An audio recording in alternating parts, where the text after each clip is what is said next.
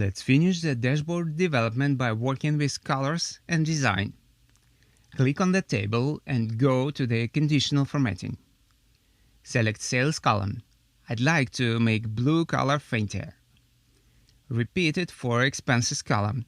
I prefer pale red for it in order to highlight the negative sense of expenses.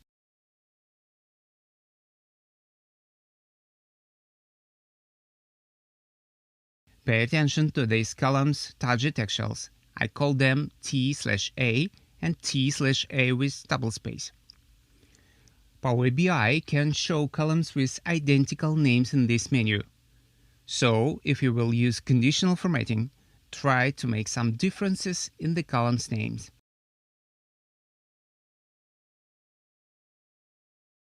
So, select T/A after Sales and open Rules tab.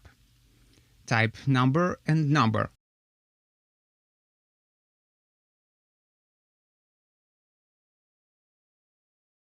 If value is greater than or equal to 1 and it's less than minimum then green, I type code of dark green 008000.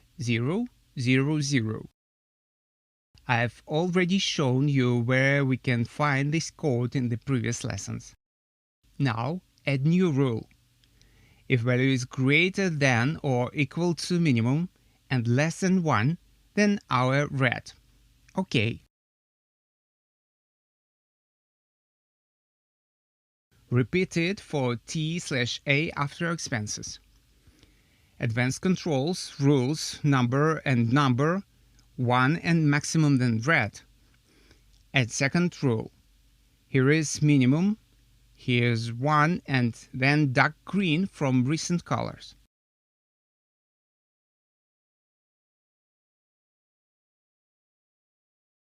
Finally, change position of rows icons.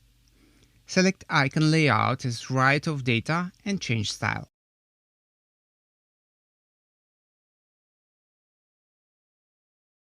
By the way, I also should change sales dynamics data colors. Make actual sales light blue, whereas target values should be a bit darker.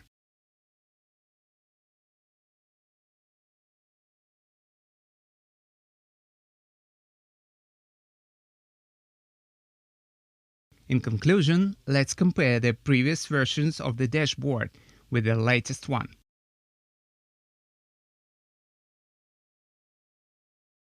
Look at the basic dashboard, which looked like a slide with duplicated indicators. Finally, we have made the concise report.